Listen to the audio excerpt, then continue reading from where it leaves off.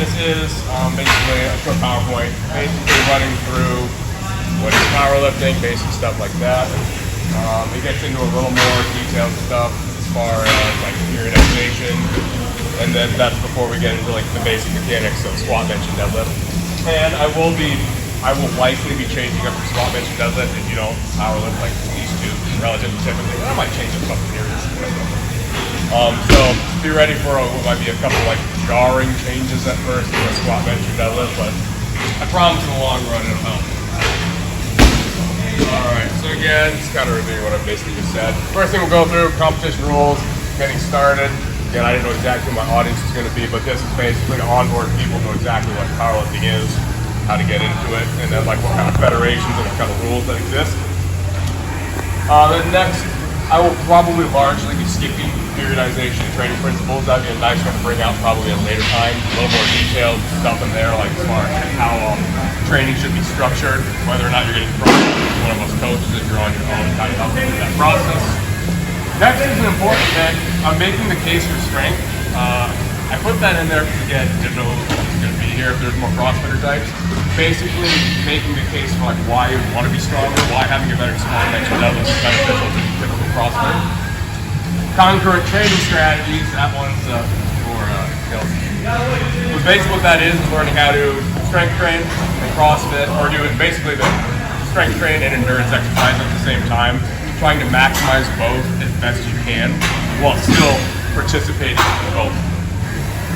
After that, then we're actually getting the mechanics of the squat, bench, and deadlift. For squat, most people have been high bar squatting, so I talk a little bit more about like what low bar squatting is, because a lot of people didn't even know that was a thing. And basically how it changes the mechanics, how it's advantageous or not quite so advantageous. Bench, I like teaching bench because people tend to skip the one or two things that usually make the bench the most stable and the most comfortable. And when you get people to basically figure out how to get their arch, rotate their shoulders back, bring the bar down at an angle, and then hug it back over the shoulder joint, benches just typically take off. That's always a fun one. In deadlift, I talk a little more about sumo deadlift, and again, especially with smaller numbers, I'll be able to kind of work more one-on-one with people, because not everyone's meant for sumo deadlift. But it's a good thing to try for sure out of the gate if you've never done it before.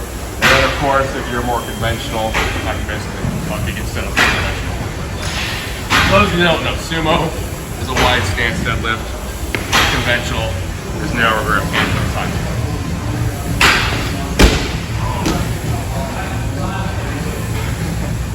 So again, a lot of this is repurposed from, not a lot of it actually, not very much of it anymore. But this was a slide from the first time I had to present this because I had a few people like didn't quite know the difference between Olympic weightlifting and powerlifting. So, as I'm sure most of us know, Olympic weightlifting, clean and jerk stand, it's an Olympic sport. It's been around for many, many, many years. Hundreds. About 100. So powerlifting would be the sport of squat, bench, and deadlift. The term powerlifting is actually a misnomer. Power implies there is a speed component that is super necessary. And while you only have a limited amount of time to actually lift a weight, weightlifting is actually much more dependent on the speed component. I promise if you try to pull it clean at like 0.1 meters a second, once you get here, it's not going any higher. That's how it is. Powerlifting, you have all the time in the world. Once you start to lift, you got as long as you need. If it takes you a half a second to throw the weight up, or if it takes you 3 to 4 seconds of grinding, it doesn't matter as long as the rep gets through.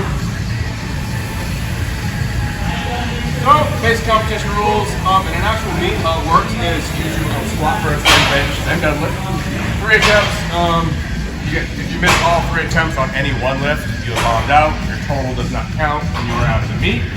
The term they use is called bombing out. Yeah, we all know what that's. First attempt on each lift is called your opener. Typically speaking, if you plan everything accordingly, you shouldn't miss your opener for just about any reason other than a dumb little mistake. Even so, openers should be planned around what I call tenacity control. So if you come in for some reason, dehydrated, sick, not feeling well, you should still be able to hammer that weight rep with relative ease as an opener. Typically after you lift, in this varies by federation, you'll request your next attempt immediately after you lift. Some federations do that a little differently. The ones I tend to compete in ask you to do that relatively quickly. So basically, you combine the most weight lifted from each lift, and that is called the total. That is what wins or loses the meet. That is usually what you're based off of. They do have like individual awards for best squat, bench, and deadlift. But the total, so to speak, is the number of people are most concerned with. Each score based on that. And then sometimes they're based on what's called wilts, which I'm not going to get into the actual formula, but it basically takes the body weight into account. So an example there is if someone who's in like a 308 pound weight class squats 700, but a 165er squats 600, the 165 has much more like wilts, essentially. 600 pound squat at that body weight is arguably a bit more impressive than a 700 308. I don't know if those question marks are. So, I should say clothing, depending on the federation, they're not very picky. Most of the time, pretty much every federation will have you wear a singlet for sure. Some differ on like what they allow underneath. Some federations require you to wear a shirt just for sanitation practices, especially nowadays. Equipment differences and everything. So most of us know belts. The difference between knee wraps and sleeves, I'll have pictures on there. But there's basically a couple different divisions now that have been split up. So like the raw lifting is basically just means you're not in a suit or anything. And they split that now into sleeve and wrap. So wraps are these big like multi-ply wraps that you wrap around your knees, and they can add quite a bit to the squat if worn correctly. Sometimes they can cause issues if you're not used to them. They do change the mechanics of the squat quite a bit. If you're more of a hip dominant squatter like myself, so I typically squat more back here, they don't do quite as much as if you were more of a quad dominant squatter where you squat a little bit more forward. And if you are a hip dominant squatter and you put wraps on, it shoots forward a little bit because you want to get some use out of the wraps. So be warned if you've never been in wraps before or have no interest for that matter, they do change your squat mechanics a little bit and they can be painful at first. Sleeves, a little more easy to digest. Essentially, it's just more compression. The sleeves they have nowadays are pretty damn high quality and they can add 30, 40, 50 pounds to your squat depending on where your squat's already at and the kind of fit you get. No federations allow actual straps, bar and strongman, which is a different story for a different day. The straps actually go around the wrist and then go under the bar and back around your wrist, so they attach your wrist to the bar. Those aren't allowed in any federations. Wrist wraps typically allowed in bench press and squat. To this day, I don't know why they have an issue with thumb loop. You can't have the thumb loop on your wrist wraps when you're benching or squatting. Let's see, different equipment specs. That usually has to do with belts. Some federations don't like 32mm belts. Most of them just allow 10mm. I don't know if anyone's looked into that. Specialty bars, don't worry about those. Monoliths, has anyone been on a monolith before? Ever heard of that? No. Never used one but knows. So a monolith is essentially a big, expensive ass squat rack. I know because I looked them up because I wanted one. And essentially what it allows you to do is get under the bar, extend it, and then basically the hooks swing away. So you can do your squat, come back up, then someone basically swings the hooks back in, so you just don't have to walk in and out. Some would argue that the walking in and out is kind of part of the lift, but there you have it, that's a mono. A lot of big federations are using mono lifts. So there you go, there's the difference between straps and wrist wraps. Straps actually physically attach to the bar and negate grip a little bit, and then wrist wraps obviously just go on the wrist. Didn't mention it there, but flat bottoms versus ollie lifters. Again, that varies by the individual. Pretty unanimously, everyone's going to wear flat bottoms for deadlift. If you're closer to the ground, it allows you to use a little bit more glute. You do not want to be bounced forward at all in a deadlift. Olympic lifters or flat bottoms for squat. Just depends on kind of like ankle mobility and whatnot. Most people tend to prefer Olympic lifters on squat, but you'll see plenty of people that still squat flat bottoms. And again, just depends on your ability to hit depth. If you've ever had issues hitting depth, and you wear flat bottoms, I tell people sometimes try Olympic weightlifting shoes. Sometimes it works, sometimes it doesn't. Again, just something to try if you've never switched it up before. Do you flat bottom? Usually? I just switched those enough ago. Really? How'd it feel? It's better. Flat bottoms are better? I mean, I squat, so I've been over. Yeah. Already. Yeah, I would say adjusting that, if you're already squatting forward, adjusting the heel closer to the ground usually moves everything back a little bit. I say sometimes it can take a while to like really get used to it, but like for sure that'll help much better. Knee wraps, knee sleeves, just an example of the difference there. Again, knee sleeves aren't quite as aggressive and they don't hurt quite as much to put on. But they get stinky and flatty. So make sure you take care of them with these things. All right, these typically are the same for most federations. I think there's the ones that will differ is, let's see, not all federations have a squat command, I believe, or maybe it's not a rack. Anyway, let's go through one at a time. Squat, usually when you're squatting, what they'll say is they'll give you a squat command, where that means you may begin your squat, and then they'll give a rack call. So if you squat, throw it and slam it into the rack before they say rack it. That is no lift, typically because they're looking for control of the barbell before you rack it. If you're kind of squatting up and then coming into the rack, obviously that's not controlled. Bench press is probably the one people get clipped on the most. Usually in bench there is just a press and a rack call. So at the bottom of the bench press competitions, it has to stay motionless, basically just like a second to remain motionless. And that, again, inevitably varies by the person judging. Sometimes they'll give you some pretty generous, like they'll touch and then they'll give you the press call. Some people are gonna hold you there for a little bit. So they'll give you a press call and then a rack call. Usually people jump the rack call on the bench. If you're gonna caught anywhere, that's usually where it's at. Deadlift's pretty simple. Usually just give you down. They'll put their hand up when you look like you're ready to go. They'll keep their hand up till they're basically until you have it locked, knees, hips through, shoulder blades back. Once it's locked, they'll put their hand down, and that is a complete lift. Again, pretty straightforward for the deadlift. All right, requirements of each movement. Squat's pretty straightforward. Most federations are for parallel. You'd be shocked how in dispute parallel is in different places. But essentially what they're looking for, hip crease, and this is why you wear a singlet, at or below the knee. So it's hard to tell from where I'm at, but this is probably about parallel. This would be comfortably. That would never count. In a UPA, it counts right there. I'll get that passed in a heartbeat. Sometimes it's different on different hips. Right there, that was parallel. Oh, it's better. From the front, you look pretty. That one did get red lighted twice. The last competition I was at, my other hip got passed. So hip crease is about the top of the knee.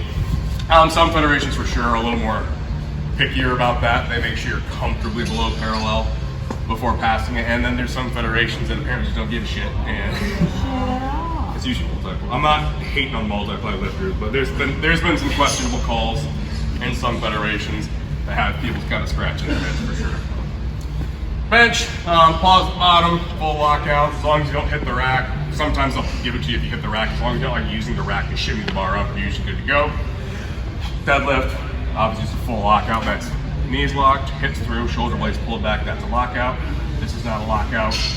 This is not a lockout. Everything has to be pulled tight. Pitching and ramping, that's called ramping, basically.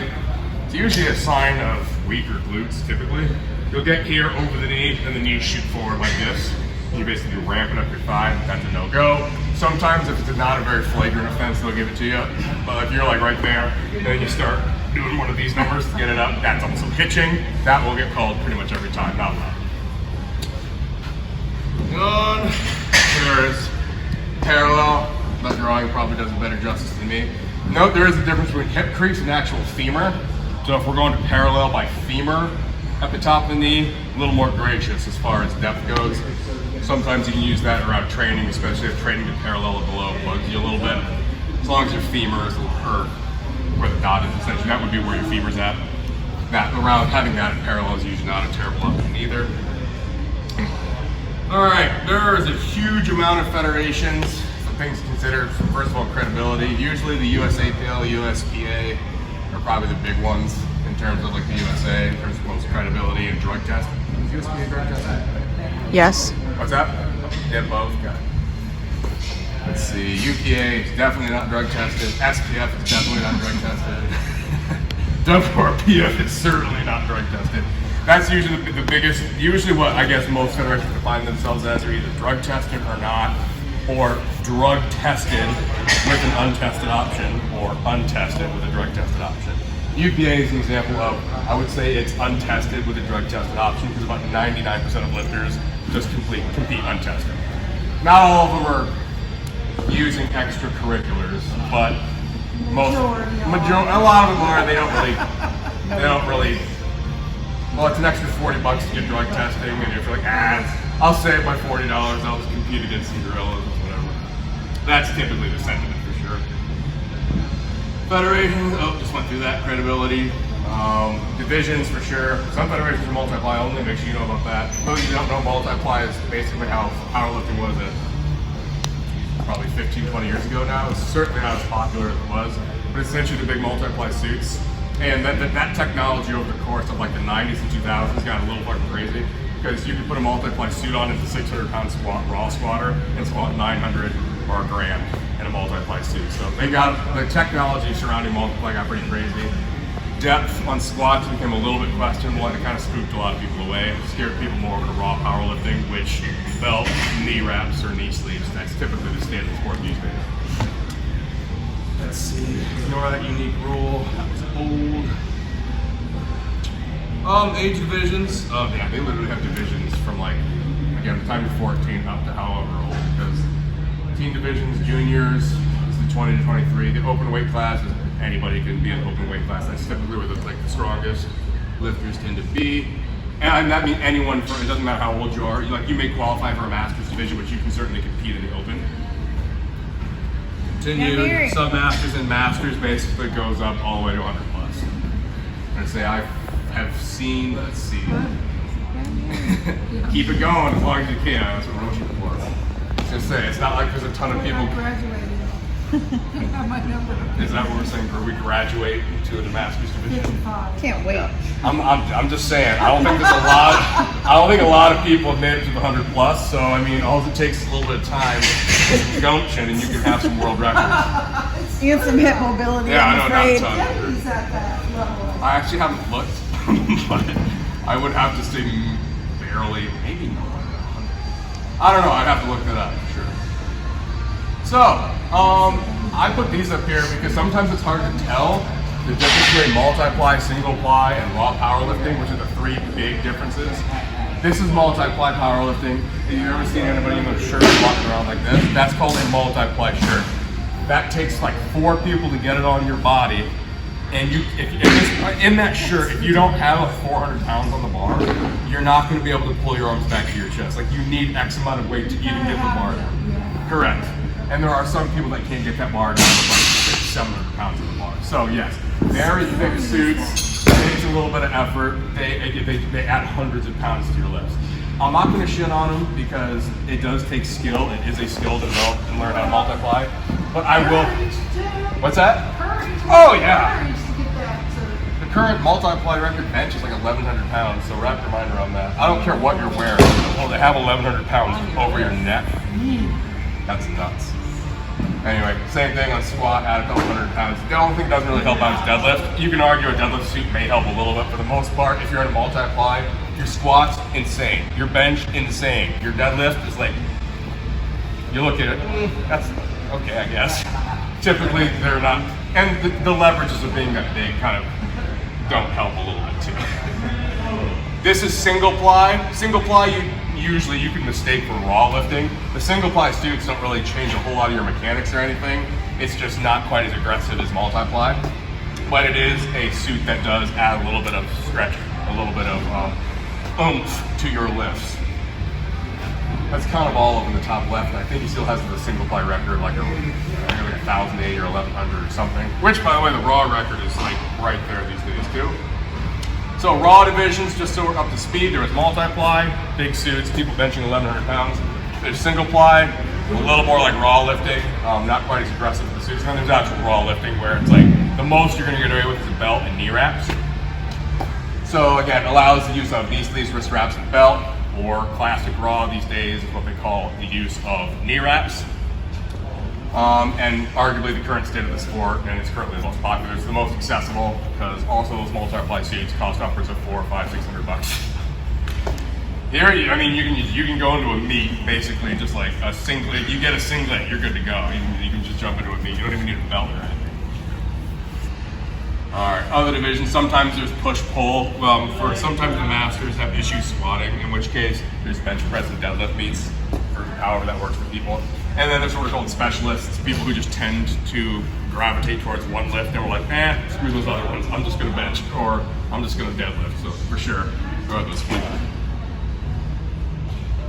Let's see, a little bit on competition. People tend to like doing water cutting. I tend to tell people whenever they're gonna do a competition, period, unless it's like a pound or you're gonna break a world record, don't water cut at all, don't lose any weight. Go into that meet as comfortable and as normal as you walk into the gym any day of your life. It's what I preach. I say that even though like the first 3 or 4 meets I ever did, I was like 30 pounds in 36 hours, I got it. And that is from water load to weigh-ins. That's not like I was 36 pounds and dropped that fat. It was a lot of water. I felt like I was gonna die on one of them. Like I felt my heartbeat at my fingertips. That was a scary one. And spoiler alert, didn't do so hot in that meat either.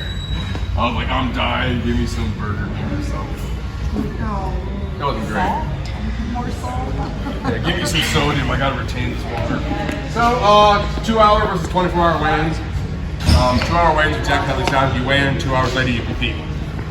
Those tend to discourage crazy water cuts because if you know in 2 hours you have to compete, you're not gonna, you might step on the platform half dead if you like cut a good amount of weight. 24 hour weigh-ins, I guess the argument against a 24 hour weigh-in, like most of the time like I compete with a 24 hour weigh-in, is you get people that will do a crazy water load and water cut down to like 220, but then when they step on the platform the next day, they're like 250 pounds. Yeah, that's a good example. So are you all night or what? Well, that one's from this December to March of the next year, but like there are certainly there's pictures crazier than that Is that of what like, you do? Eat all night or what? it's mostly fluid. Boxing. It's most of what they lost is fluid. To get back to where they're at, they have to take in all that fluid. Oh yeah, it's nuts. And probably popping sodium tabs or just anything to retain the water. You gotta blow the shit out of yourself. Performance. Let's see. I always say meat day food and fluid intake. Usually on meat day, it's a little different. Protein's relatively moderate, just because it's not overly necessary.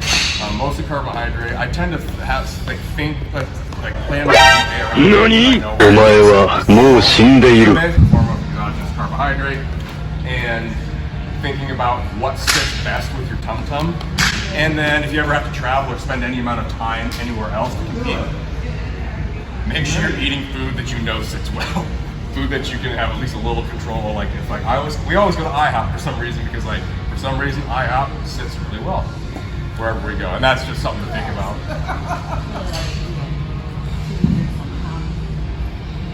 Yeah, there you go. You get away with that kind of shit.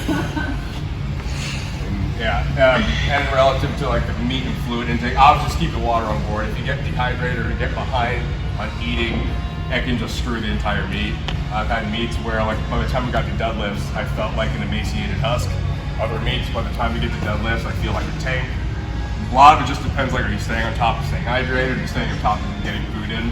Meats can be anywhere from a few hours up to 12 plus, depending on the size of the meat and where you're at, so you can't always be in control of that. Equipment to bring. Just anything you're used to, basically in training or recovering. Rollers, bands. Obviously double check for competition equipment anywhere you go. You don't want to leave like your belt or your sleeves in a car or somewhere else. And most places would have chalk, but that's always a good one to just kind of have on your person at all times. All right. I always basically tell people, because people are always apprehensive about like as far as competing, like once I hit these numbers, I'll compete. And I always say, shh, that's nonsense, don't do that. Just go and compete. Because that's the point of the sport, is there's always more weight to be lifted. You'll never, if you're at any point, if like you do a meet or you hit these numbers and you're like, that's good, I'm done. Then you're probably done in the sport in a lot of ways, because the sport is about constantly striving for bigger and bigger numbers, essentially. So I always tell people, just get into the sport, does not matter the numbers you hit, just compete for the first time, because you learn a shit ton at your first meet, whether you do good or bad.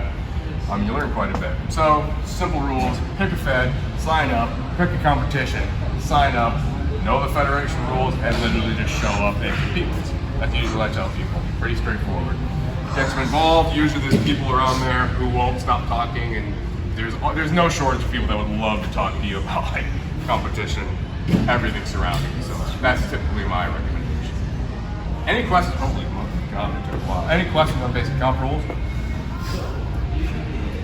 Good. All right. Next, I believe we're skipping this whole thing. Periodization training principles. Always feel free to ask me about this. I'll be more than happy to go through it. Only one I'm going to mention is actually this first one right here. There's 7 resistance training principles. The most important one you need to know is called overload. That is essentially the governing principle behind pretty much all resistance training, is that to grow, to get bigger, to get stronger in any capacity, you have to over time be able to lift more and more weight. So the allegory, is it technically an allegory? Anyway, the example frequently given is, I think his name's Milo Rota or something. And it's just the story of the guy who basically carried a calf up the mountain every day, and as it grew, so too did he. It's literally just an analogy a metaphor for overload. As you lift more weights, you get bigger yourself. Essentially, that's it. All right, periodization, structural training blocks, periodization. All right, I am going to go through this one. We're about a half hour in. We should still have at least 20 minutes for each lift, so we should be good there. So. All right, making the case for strength. I don't know if persuasive is the right word, but here you go. So, better power lifts. Stronger squat, bench, and deadlift means better Olympic lifts. The equation, the simple equation, it might be a little too simple. I break it down into basically having better Olympic lifts is if your mechanics look better and you have muscles capable of producing more force, typically your Olympic lifts are going to go up.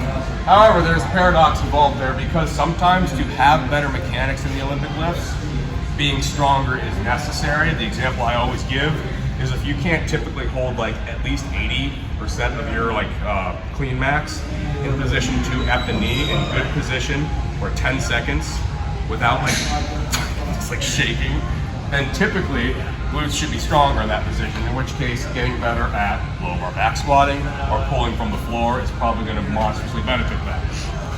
So again, bigger Olympic lifts is a great argument for that. The next one's kind of simple, but I like to lay it out anyway. Moving 30% of your max for reps is a lot easier than moving 60% for reps.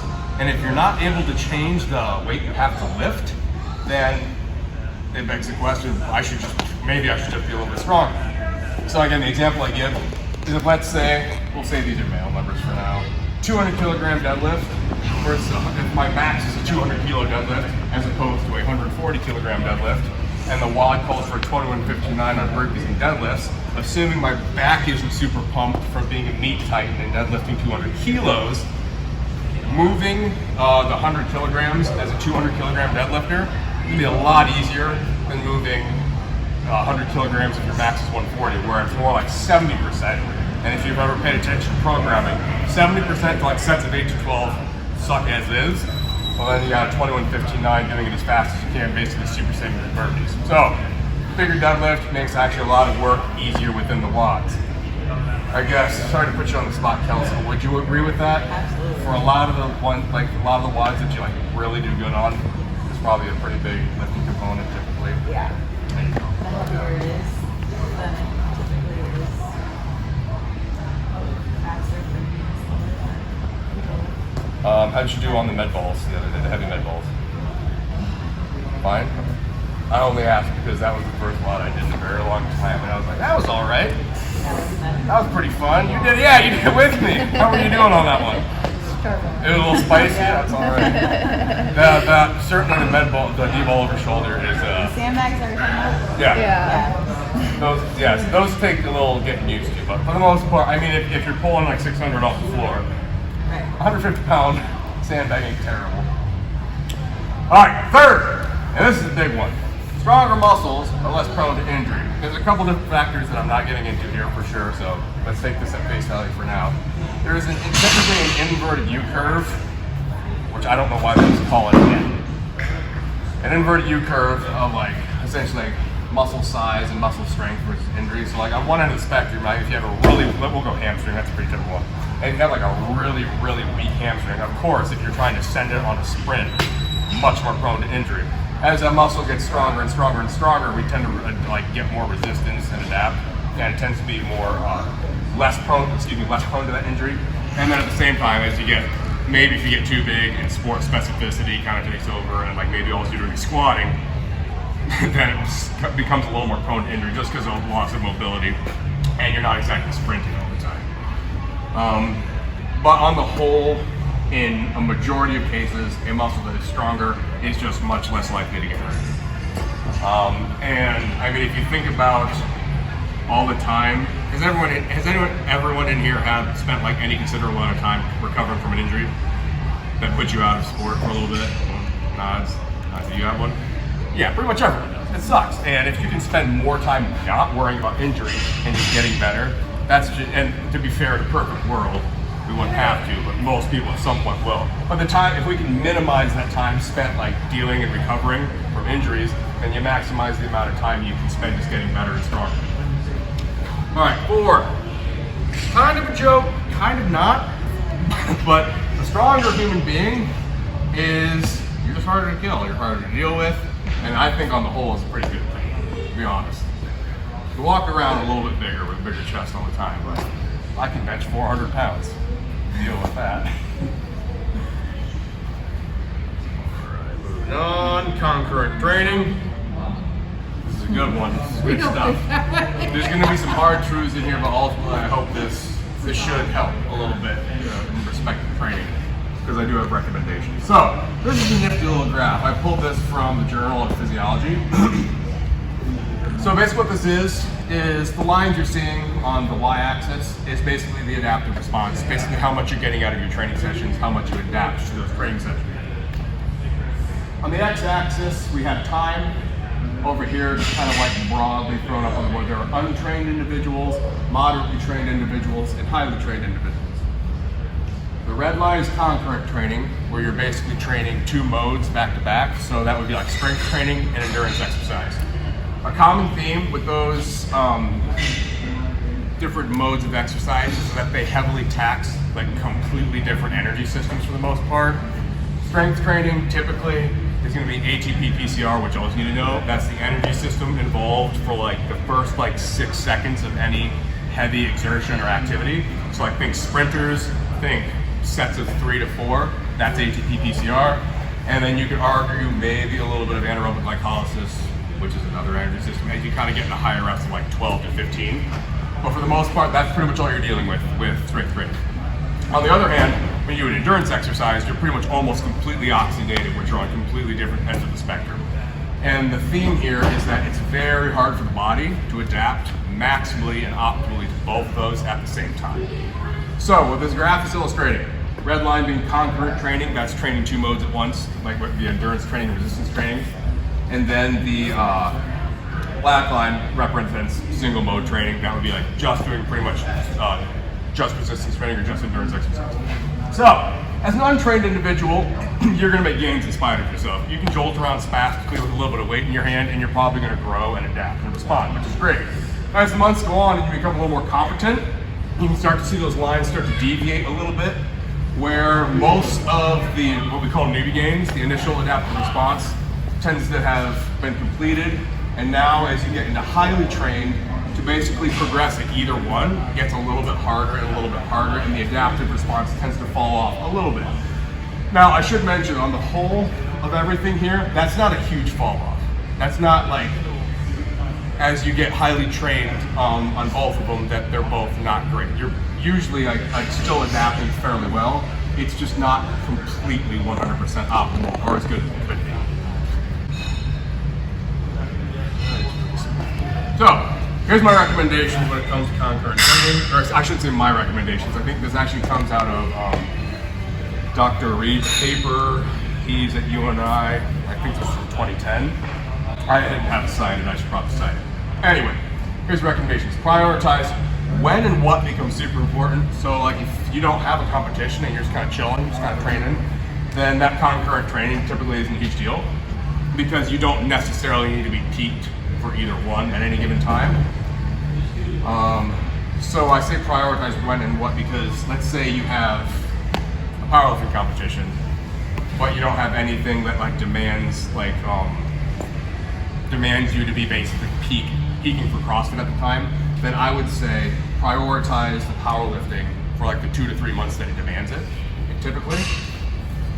Second would be schedule. The schedule within training sessions. Endurance training is first. There's basically a separate daily training session. So do you typically do CrossFit in the morning? Perfect, you got that one nailed down, check her in. Then that basically has to do with anabolic signaling. because endurance training tends to stop anabolic signaling, which tells the body to build, and you don't want to do that after you've done your resistance training. So if you do your resistance training, your strength training towards the end of the day, typically you get most of the benefit from the anabolic signaling that's responsible for basically the growth and strength adaptation. If it's within a session, if you've ever been pressed for time, as far as having to do like basically them back to back, in that case, endurance training is typically better done later. And the reason for that is because if you have any like heavy endurance exercise, it's like trying to do some strength training after hitting cran or something really hard. It's like a good fucking life. You're gonna have an issue if that's the case. So typically, if you have to endurance training and resistance training back to back, then endurance training should typically be done first. Recover is a good one. So if possible, minimum of 3 hours between those sessions. And especially if the endurance sessions first, try to recover pretty much any like volume of body weight you lost from like water or just the exertion itself. Let's see, I would put sleep up there. Typically, they're done within the same day. Here's an interesting one that I actually didn't think about until recently, and it's rotate. So if possible, it's not always the case, but you can rotate to the demands of the endurance training activity and the resistance training activity. Now, for the most part, endurance training activity typically exclusively involves, not exclusively, but typically involves more like lower limb musculature. It's just more expensive. It takes up more cost, which, hence the higher heart rate for longer duration. But as they described it, so if you're basically having a heavy squat day or a day it's going to tear up your lower body a little bit, then maybe for your endurance exercise, you can substitute maybe more high impact stuff. So like if you're going to be running, which typically is a little more high impact, because some people it can take away from the resistance training activity, do something like a bike, low activity, things that typically don't involve as much of an inflammatory response. So in the layman's terms, essentially, if you're going to train like heavy lower body, your endurance exercise, or whichever one you're prioritizing, should maybe be a little easier on the lower body. Vice versa, typically the upper body resistance training isn't super heavily negated by pretty much any cardiovascular activity, but for the most part, basically try to plan it around some of those leg days a little bit, because those can be the kicker for the most part. And then last one is specialize, and this just basically comes down to personal choice.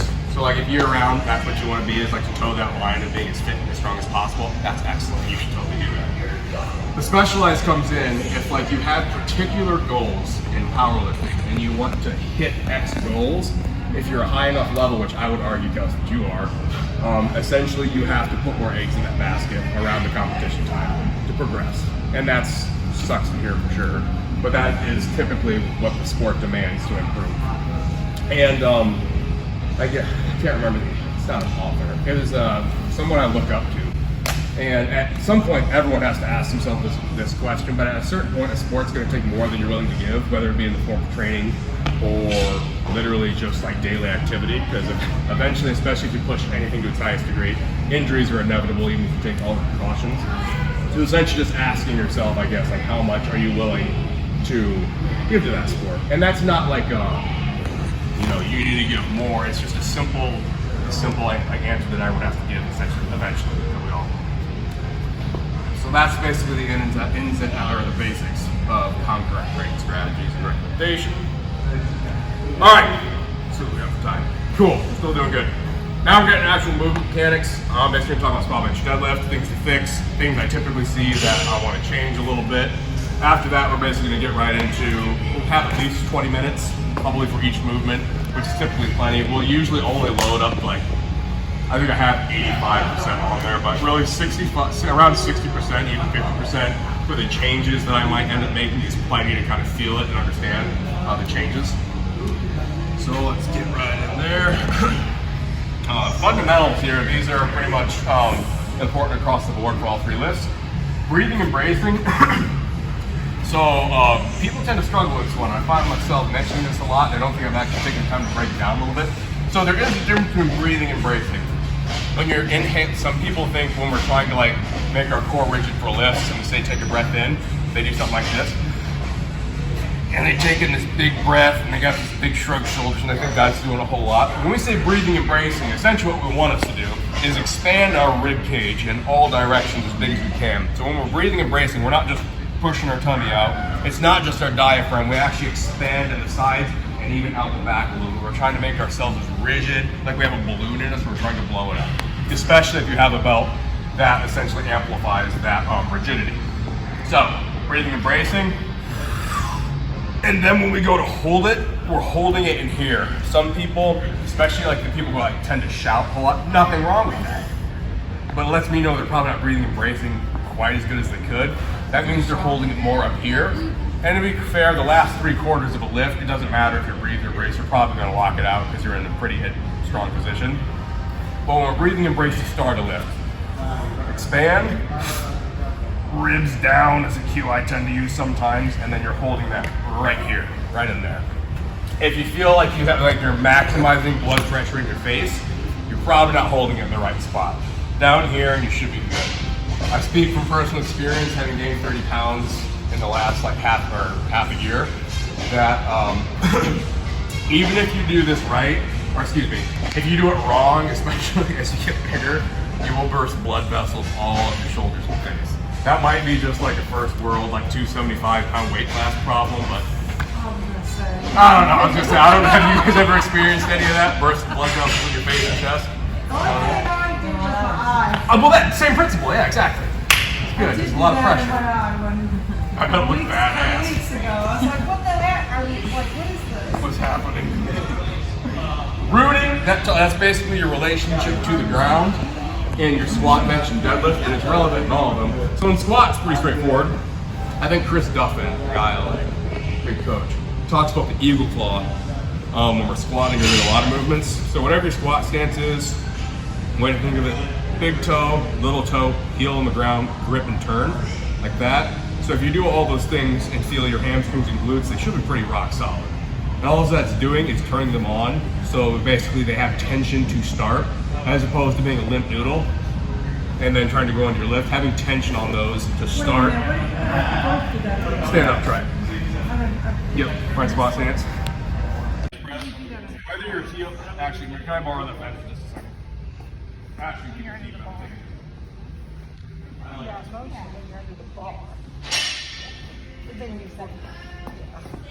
All right. So, before we even get into the bench press over there, I should mention, if you're ever benching on a bench and your hip is below your knee, so this is about right for me. My hip's a little bit above my knee, but if your hip is ever below your knee, like mine I'm kind of short, so my hips may be lower on that one. Get a different bench. Usually, it's much harder to keep your butt on the bench and squeeze if your hip crease is below your knee. So if you see, and this is a good one when you're coaching someone, if you see people's asses flying off the bench, first thing I want you to look at is if in this position, their hip is lower than their knees, or their knees up here, ask them to get a taller bench. It's just harder for them to basically kick their butt up, which is a huge issue. What was I talking about? Rooting. So whether you're a flat heel bencher, and I've been both, and like a couple years ago, so like around 2017, I was like more heels in bencher, but my hips are kind of tight these days. Either way, wherever you bench, whether you're heel up or heel down, your feet need to be in a position where you're driving down and into the floor a little bit. That does a couple things. If you're doing it right, your butt cheeks should be squeezed. So that keeps you, if your butt cheek is squeezed how it should be, I have no more room to kick it up. It's contracted like as hard as it can. So there is no movement that I can do that's going to shoot it off the bench. But either way, so heel down, when I'm going heel down benching, I tend to think in and down like that, squeeze the butt, versus if my heels are in, it's more toe down and forward, like that. Either way, just need a connection to the ground. It also keeps your feet from slipping up, because they will also red light that in competition if your feet slip on the bench press, even a little bit. And then deadlifts, similar to squatting, you want all of this musculature surrounding hip to be turned on as you're lifting. So big toe, little toe, heel, grip and turn. Typically works pretty good. The first time I felt that really work was in 2018 during coming back from a back injury, and I was just looking for things to kind of stabilize my hip a little bit more. And the first time I really felt rooting appropriately, sometimes like it's a bit of a eureka and it just clicked. And I'm like, wow, that flew off the ground, that's lovely. And usually it's more than one thing, but the rooting was what I was really focusing on that day. Connection to the floor. All right, this is an interesting one. Stabilization, basically mobility versus flexibility. So we'll talk about stabilization first. In sport of powerlifting, and really in a lot of lifts, your trunk is meant to inhibit movement. It's meant to stabilize your body as your limbs go through their range of motion and do what they need to do. So typically, not an overly mobile lower back isn't a terrible thing. I mean, if it's just from lack of moving, that might be an issue. But for example, I don't know, I'm like 260 pounds. I think I have like, on the, my lean body mass analysis, I don't know, I think I have like 90 pounds of like lean tissue on my trunk. And there's just not a ton of motion, like not nearly as much as would be in like a smaller person, like across like the hips and lower back area. And especially for the sport that I've chosen, that's not necessarily a bad thing. And that kind of leads right into mobility versus flexibility. So flexibility is basically just the ability to get your body in certain positions. Mobility has more or less to do with strength within the range of motion necessary to perform movement. So in a squat, or what's a better example? I guess a squat's a good one. So you may have most people would have the flexibility to go all the way down here on a squat. But ask like someone to put like, I don't know, 95% of their max on them and go to a full range of motion squat. I would say the lay person, not typically CrossFitter, because typically most of y'all are pretty good with the range of motion on the squat anyway. Not everyone for sure, but I guess the point I'm trying to make is that you need to have the ability to get your body in the position it needs to be in for whatever sport you choose. So if like you're in Olympic weightlifting, yeah, you're gonna need to be able to get all the way down to that squat and be strong as shit down there, right? Whereas like, depending on how you squat or federation you're in for powerlifting, like this is all I need. This is where I live. I'm good here. I just need to be strong here. I don't need to be strong all the way down here necessarily. I mean, it certainly doesn't hurt, but for sure there is a demand and it's best to meet those demands first. So mobility, make sure you're strong within the range of motion that your sport requires. Weightlifting, CrossFit, you're gonna need to be strong in a lot bigger ranges of motion just by the nature of the demand of the sport. So, I guess the final point on that is that just because you can get into a position doesn't mean you're strong there. I guess I would try to be strong in those positions as best you can. All right, squat. Okay, we'll rip through these and then we're gonna get started on the actual telling you how it works. This is a review from the Olympic seminar. All you need to know is this is a front squat depiction. This is a high bar back squat position, and that is a low bar back squat position. That equation you see there, T equals F multiplied by M. So your whole body is made up of basically axes, and basically torque, which is T, is the measure of rotational force. So basically any movement you're doing is measured in torque. And torque equals force, so the amount of force a muscle can produce, the biceps, so it's the easiest one, multiplied by the length of the moment arm, which is basically the distance the force is applied from the axis of rotation. So basically all this is doing, in simplest terms, is depending on where that bar is relative to your hip, which is one axis of rotation, and your knee, depending where that line of force is, it's going to have different demands from your hip extensors, like your glutes and hamstrings, your glutes and and your knee extensors, quadriceps, right? So in a front squat, they're about equal. There's an equal demand from the hip extensors, glutes, and your knee extensors, right? Now, comparatively, that's a lot more. Well, if I compare to like a high bar and a low bar, basically that moment arm at the knee shrinks, gets smaller and smaller. So as we go from left to right, left to right, the quadriceps are used less and the hip extensors are used more. Now, my argument here is that there's a lot more muscle mass to the hip extensors, the glutes, which is why I tend to have people at least try, if they never have before, try squatting low bar, because it requires more torque from your hips and it has bigger musculature and has more capacity producing force. Now, that doesn't always work for everyone. There's for sure things like femur length that play into that. Some people you're not going to get in a low bar squat. They just physically can't do it. Vice versa, some people you are not getting in a high bar or a front squat because it'll look something like this. because their femurs are so damn long, they have to lean forward. And if you've ever leaned forward in a front squat, you know that just doesn't work. So there's some people just the way by nature of how they're built would have to do low bar. Vice versa, there's some people by nature of how they're built that if they try to do low bar, won't work out. I love squatting more. I would say I would have to. It's hard to tell without measuring. I mean, some people you can look at them and be like, that's a low bar squatter. Like you look at Colton and you're like, that's a high bar squatter. Well, yeah, Short femurs. they're short. Yeah, I'm just thinking you can like squat straight up. and Yeah, down. if you want, like he can squat straight up and down, but no torso lean. All right, there's more torque on the lower back too. So if you squat low bar, also make sure you train your lower back because that thing needs to be strong by default, or just that can cause some issues over time. All right, we're skipping lumbars paradox. It's a nice one though. If anyone has any questions, you can totally ask us. So you're saying on the high bar versus low bar, it's your body. A little bit, yeah.